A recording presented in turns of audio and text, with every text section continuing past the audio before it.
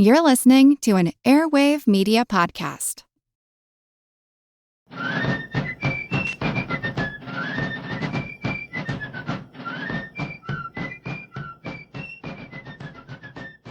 Hello, and thank you for joining the American Revolution. This week, episode 300, Surrender at Yorktown.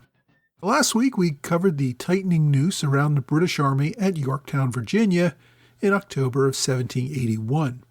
The army there under General Cornwallis was getting increasingly desperate and awaiting a relief force that General Clinton had promised to send from New York. I suppose promise is a strong term. Clinton promised to do what he could, but sending a relief fleet was still dependent on the arrival of the new British commander of naval forces in North America, Admiral Robert Digby. In early September, Admiral Thomas Graves, after combining his fleet with Admiral Samuel Hood, had sailed the British fleet to the Chesapeake to take on the French fleet under Admiral de Grasse. On September 13th, before Clinton received word of that naval battle, he held a council of war to consider what to do next. James Robertson, the royal governor of New York, and also a general, recommended loading up another relief fleet to bring men to New York. Clinton rejected that. There were not enough ships left to bring supplies. Adding more soldiers to Yorktown without supplies to feed them might make the situation worse. The council also discussed the idea of an offensive against Philadelphia in order to get the enemy forces to give up on Virginia and march north again to protect Pennsylvania. In the end, the council did nothing, but kept waiting for the arrival of Admiral Digby. The following day, Clinton received notice that the British fleet had been defeated at the Battle of the Capes and that the French controlled the waters around Yorktown. Clinton's response was that Cornwallis had assured him that the army had sufficient supplies to hold out until the end of October, giving them time to work on a plan to relieve them without rushing into anything immediately. He called another council of war to discuss the new information. The council interviewed several officers who had recently been with Cornwallis in Virginia. Those officers agreed that the army could hold out for at least 3 weeks against an army of 20,000 once the siege started. And at this point, the start of the siege was still several weeks away. So once again, the council voted to do nothing and wait for Admiral Digby's arrival. A few days later, on September 17th, Clinton received more detailed information from Admiral Graves, detailing the naval defeat and confirming that the British could not get to Yorktown by sea and that the fleet was returning to New York for repairs. Clinton held a third council of war and decided that a relief fleet needed to arrive in Virginia by the end of October, which was still nearly 6 weeks away. Rushing back to Virginia without a force of sufficient size would only make things worse. 2 hours later, the remainder of the British fleet under Graves limped into New York Harbor. It would probably take months to repair some of the ships and restore them to a condition where they could return to battle. Graves had first sailed for Virginia with 19 ships of the line, thinking that he was going to face a fleet of about 14 ships.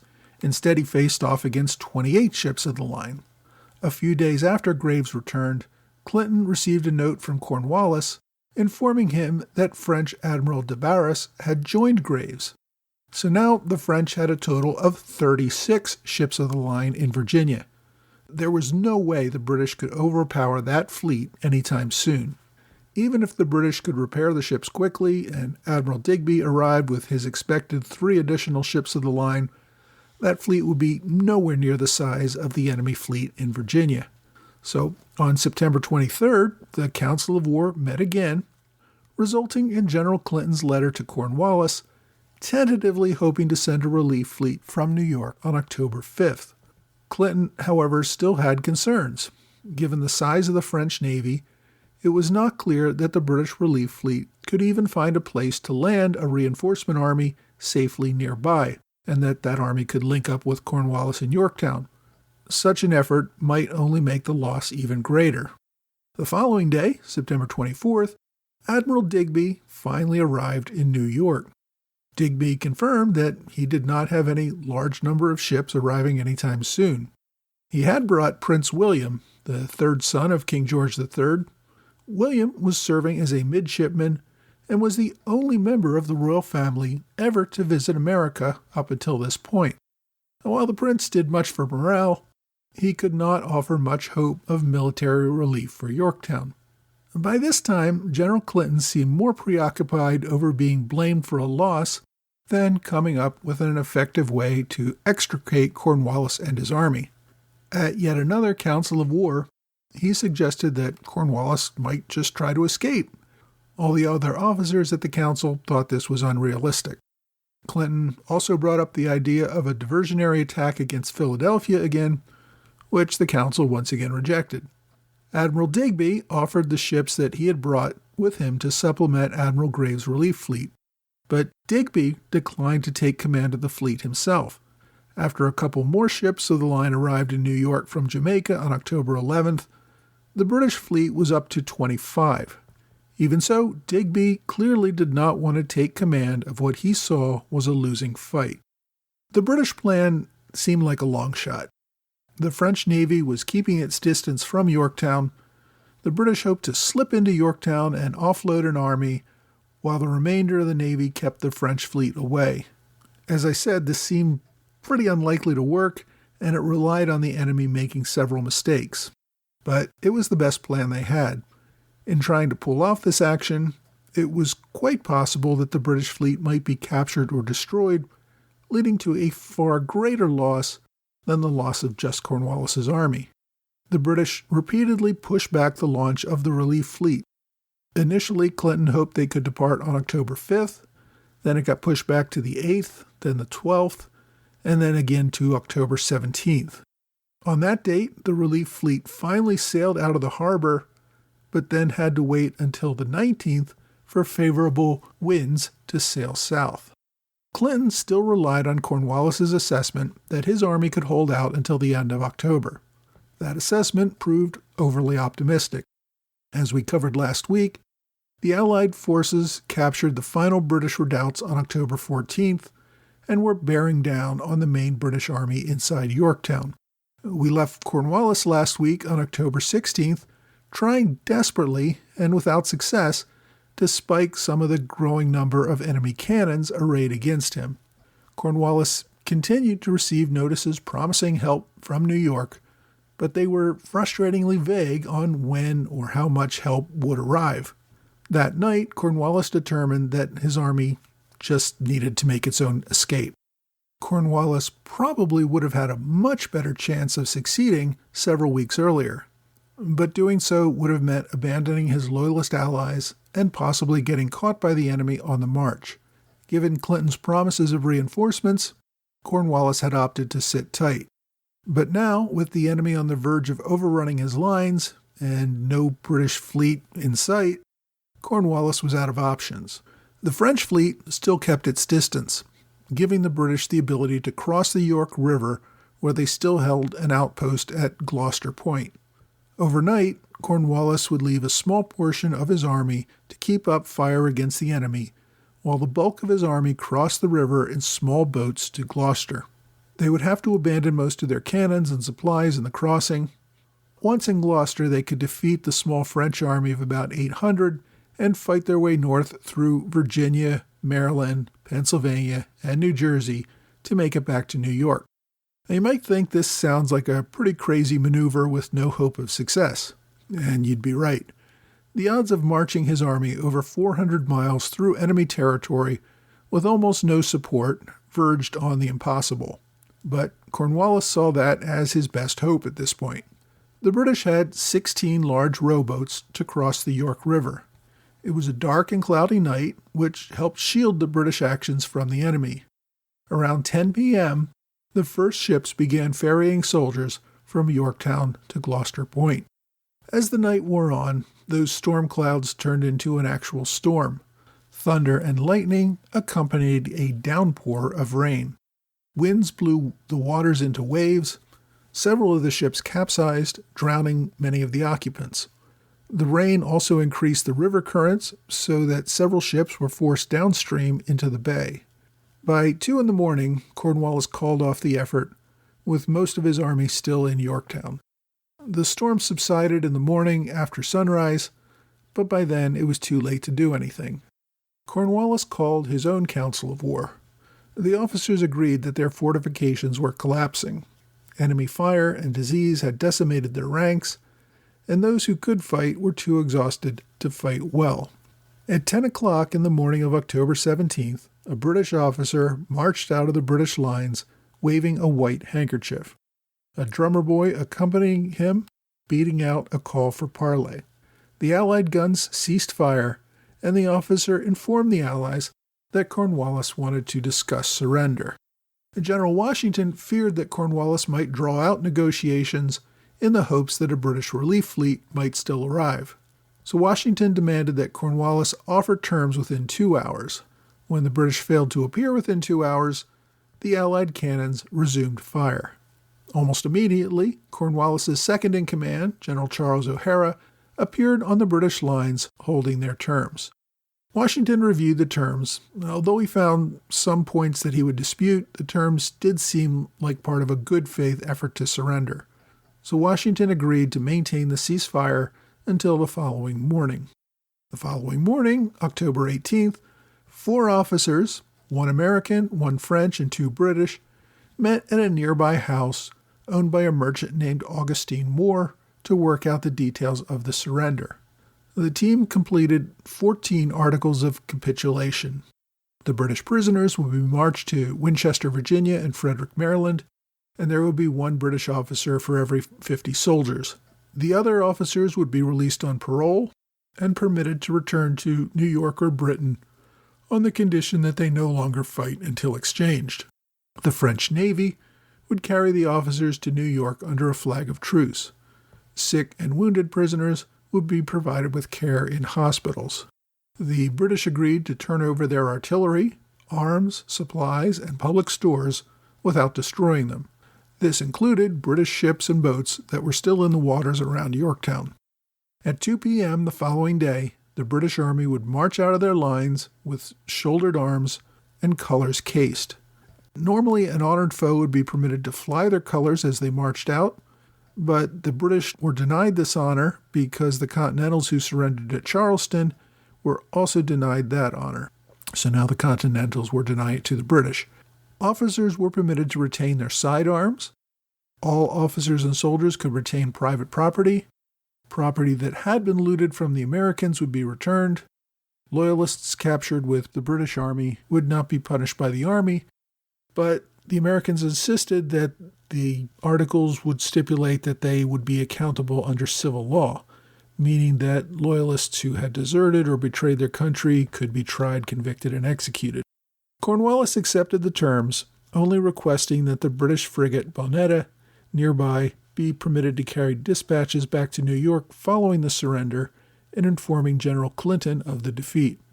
Although not stated, the frigate actually would end up carrying a number of loyalists and deserters back to New York to escape continental justice.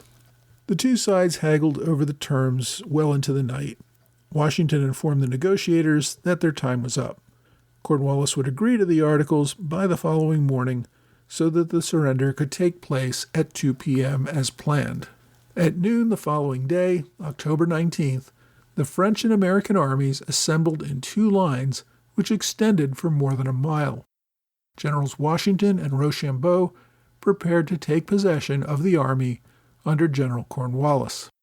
The British second-in-command, General Charles O'Hara, led the British army out of their defenses. According to some accounts, the British band played a tune called "The World Turned Upside Down." Some witnesses noted that the British averted their eyes to the French and tried to ignore the Americans. In response, General Lafayette ordered his musicians to play Yankee Doodle. When General O'Hara reached Washington and Rochambeau, he sent Cornwallis's apologies and told them that the general was not well enough to participate in the surrender ceremony. General O'Hara then tried to surrender his sword to Rochambeau. The French general refused it and pointed the general toward Washington. Because O'Hara was the British Army's second-in-command, Washington also refused to accept the sword, instead having General Benjamin Lincoln, his own second-in-command, accept the sword of surrender.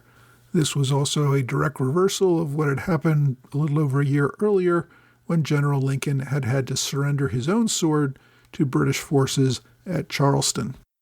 While the French soldiers were in dress uniforms at Yorktown, the Americans were in rags, many of them barefoot. All, however, were on their best behavior. By contrast, many of the British soldiers were clearly upset at their loss. A great many were thought to be drunk. When it came time to ground their arms, many of the British soldiers simply threw them on the ground, hoping to break them. The Hessians didn't seem really upset, and they didn't seem to take the loss personally and seemed perfectly at ease. Following the ceremony, the British and Hessians returned to their quarters in Yorktown to await being marched inland over the following days. The British had surrendered over 7,000 soldiers. The army had lost close to 500 killed and wounded in the siege. Hundreds more were dead or dying from disease. Smallpox, malaria, and other diseases had swept through the British camp. The British also turned over thousands of muskets, more than 100 cannons, several ships and boats, and a great deal of other equipment. The Americans reported a loss of 88 killed and 301 wounded, although many of those wounded would die from wounds or disease in the coming weeks. Among them, one of those who died of disease was Washington's stepson, Jack Custis. The 26-year-old volunteer died from camp fever about 2 weeks after the surrender. That night, Washington held a dinner for officers from the American, French, and British armies. Only one officer was not invited. Bannister Tarleton had generated too much bad blood to the American officers to put aside their feelings. There's also very good evidence that Tarleton, who had killed prisoners after battles in the past, was very much concerned for his own life and well-being and did his best to keep a low profile and out of sight of the victorious Americans. The dinner itself resulted in an odd dynamic. The French officers seemed to have much more in common with the British officers than they did with their own American allies. Those two groups seemed to get along much better than either did with the Americans.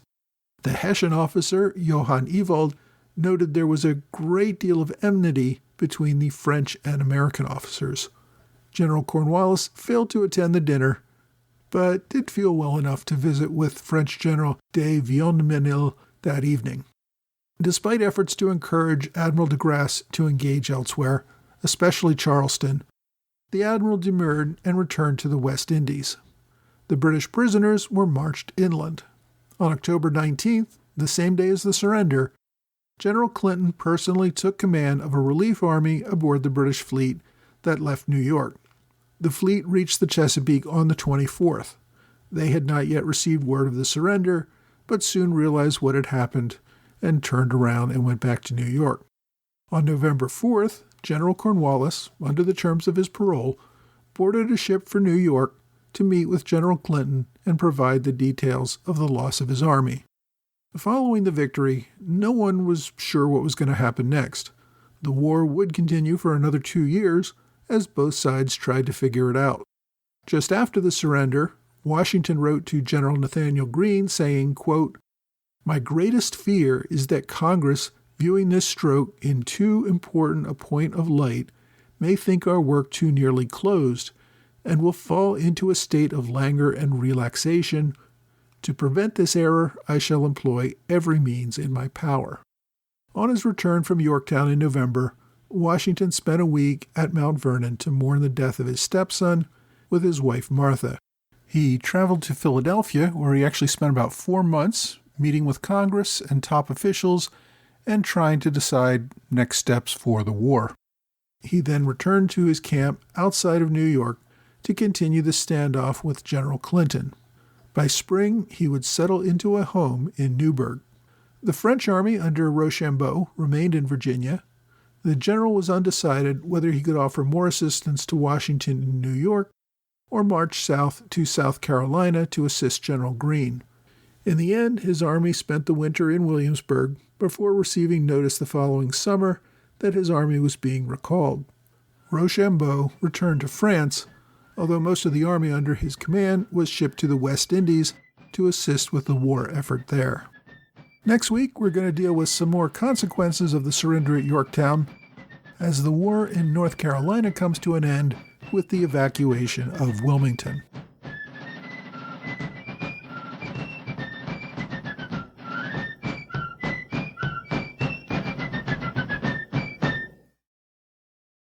Hey, thanks for joining the American Revolution Podcast After Show, part of the Airwave Media Network. Thanks to my Patreon supporters in the Alexander Hamilton Club, George Davis, Mike Hager, John Celentano, Michael Mulhern, and the Sons of the American Revolution. Be sure to check out the Sons of the American Revolution website at fastfunhistory.com. Thanks to Robert Morris Circle supporters Greg Pusak and 10 Crucial Days, which you can check out at 10crucialdays.org. And thanks to Aravan Vidali for a generous one-time gift via Venmo. As this is my 300th regular episode, it seems like a good time to remark on the milestone. I started this podcast back in 2017, and I actually began preparations for it a year earlier. I really had no idea that there would be this much interest in people listening to me just sit here and talk about the American Revolution over so many episodes.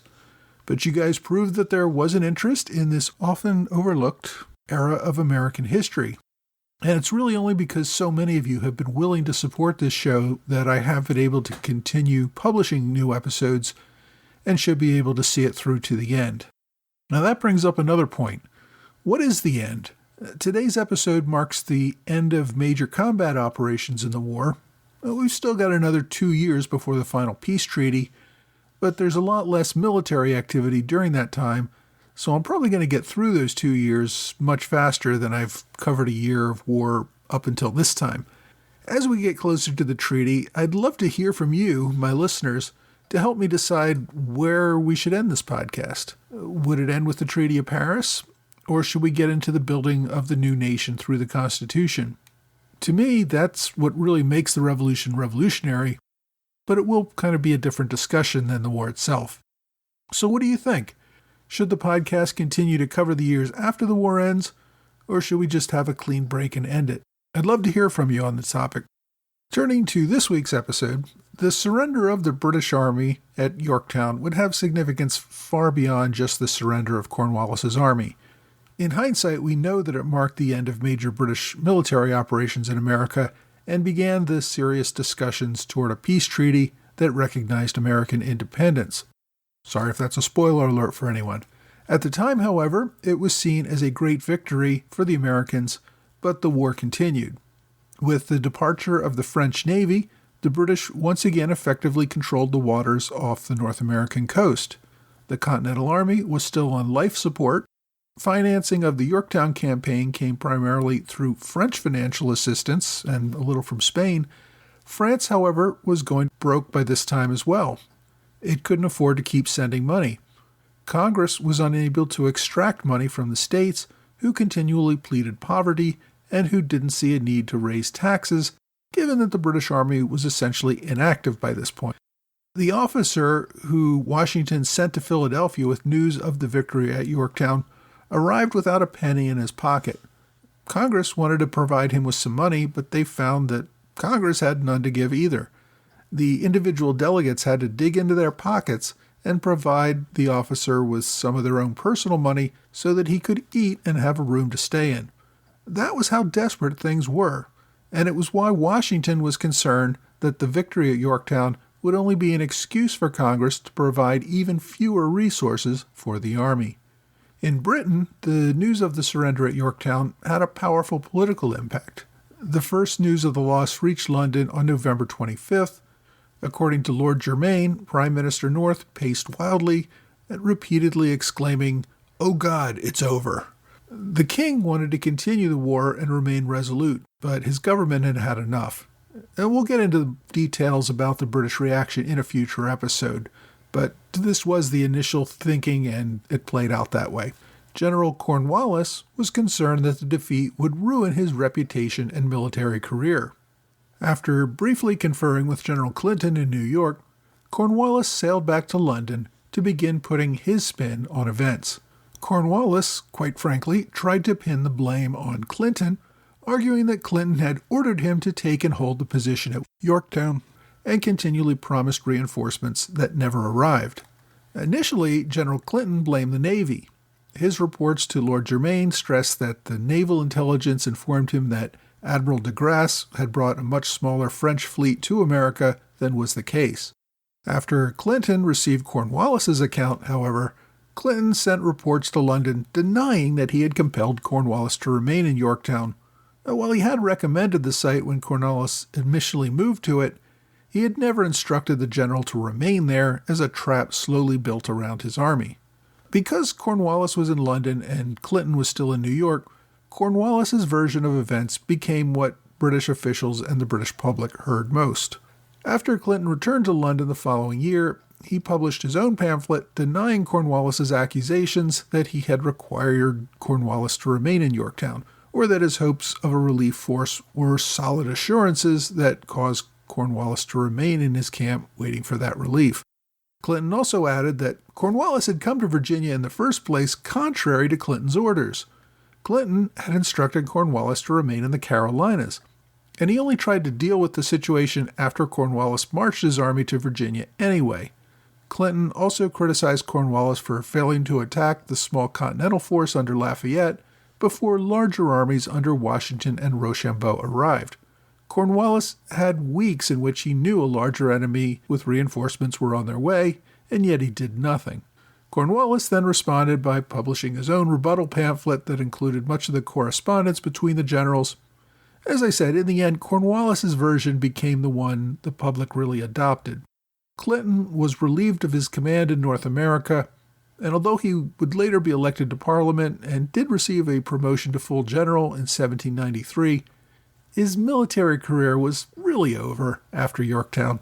Clinton never again received a field command. By contrast, Cornwallis returned to London under parole and was free to consult with the government and the public. He was pretty quickly exchanged for Henry Laurens, the former president of Continental Congress, who was being held in the Tower of London after his capture at sea in 1780. Cornwallis's career moved right along. He received an appointment as ambassador to Prussia in 1785. The following year, he was made a Knight of the Garter and appointed Governor General of India. He would spend nearly a decade in that role, consolidating British authority over India before returning to become Lord Lieutenant of Ireland. His loss at Yorktown really did nothing to slow down his career. Even so, the surrender is seen as one of the most consequential defeats in British history, as well as one of the most important victories in American history. My book recommendation this week is The Day the Revolution Ended, October 19, 1781, by William Hallahan. It covers the Yorktown campaign and actually covers much of the Virginia campaign in total. It goes over much more than just October 19th that the title suggests, although it does devote an entire chapter to that important day when Cornwallis surrendered. The author, William Hallahan, is primarily known as a novelist. This is one of two nonfiction books he wrote about the American Revolution. The other is called The Day the Revolution Began, which covers Lexington and Concord.